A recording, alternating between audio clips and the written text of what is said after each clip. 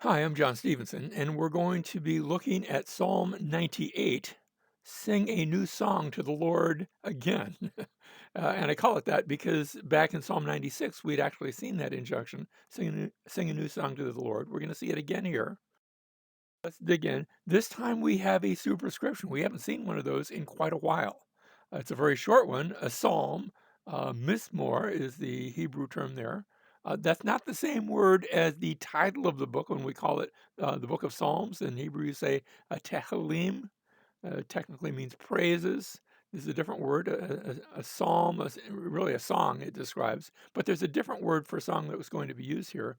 Oh, sing to the Lord a new song. And here, the word song is seer. Shir is the regular word for that. The same word that you have in the Song of Songs. Remember what we sometimes call the Song of Solomon. Um, and so we sing to the Lord a new song, and we said before it's okay to sing the old ones, but don't forget to sing a new one once in a while. For He has done wonderful things, and so we're looking to the past of what He has done. Let's continue. His right hand and His holy arm have gained the victory for Him. Now, I want to look for a second at that phrase, gained the victory. Uh, Hoshea. The that's a hiphil of yasha is the root word. Normally we translate that to save, or in this case to be victorious. That works as well. Nothing wrong with the translation, except that we're going to see the same word used in the next verse, and there it's going to be translated to salvation. Uh, and so maybe it's for this reason that the Legacy Standard Bible, that's a update of the New American Standard that came out just a couple of years ago, takes this verse, this half of the verse, and reads it, his right hand and his holy arm have worked out his salvation.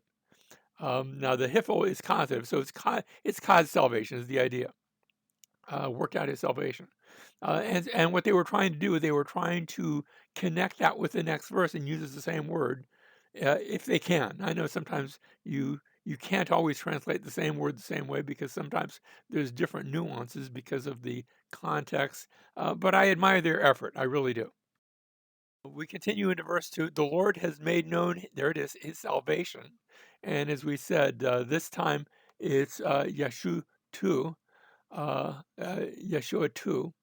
The two part is his salvation. That's the third masculine singular suffix. What you do is the his, you actually connect it to the end of the verb, um, or in this case it's a noun, salvation. And so that's our old friend Yeshua. And notice as the Lord has made known his salvation, he has revealed his righteousness in the sight of the nations. And so, again, these are things that God has done in the past. He has saved, but then he made it known uh, in the sight of the nations. He has remembered his loving kindness and his faithfulness to the house of Israel. So you have the nations and now the house of Israel. And then you go from the nations to Israel to all the ends of the earth have seen the salvation. And there's that same term again, the salvation of our God. So here in verses 1 through 3, we had in verse 1 what God did, verse 2 what God made known, also in the past, and then finally verse 3 what we have seen. But that's all past tense.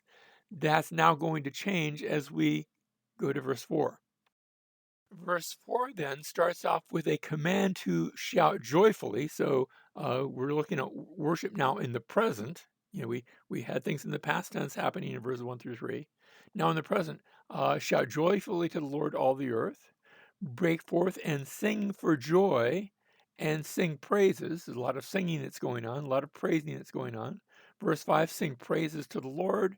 And now we have the reference to the use of various instruments with the lyre and sound of melody, with trumpets and the sound of the horn.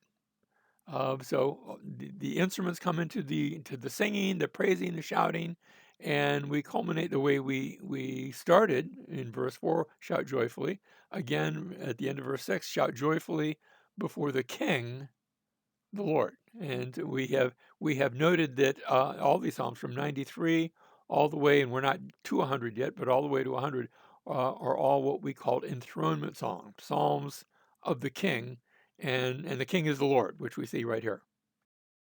We continue still with worship in the present, but notice how it goes beyond just the singing and the instruments and the worship like you might have in the temple, but let the sea roar and all it contains, the world and those who dwell in it.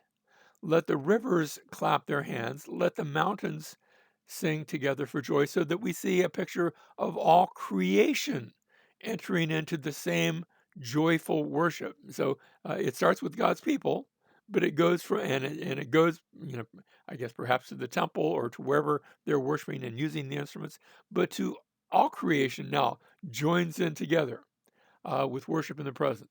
And then we come to verse 9. Notice, before the Lord, for he is coming to judge the earth.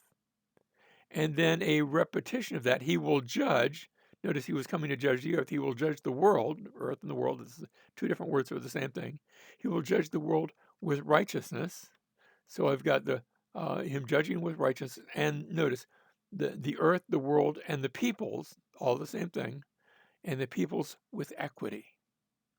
So what we have here is we had his actions in the past, we have worship in the present, and judgment in the future.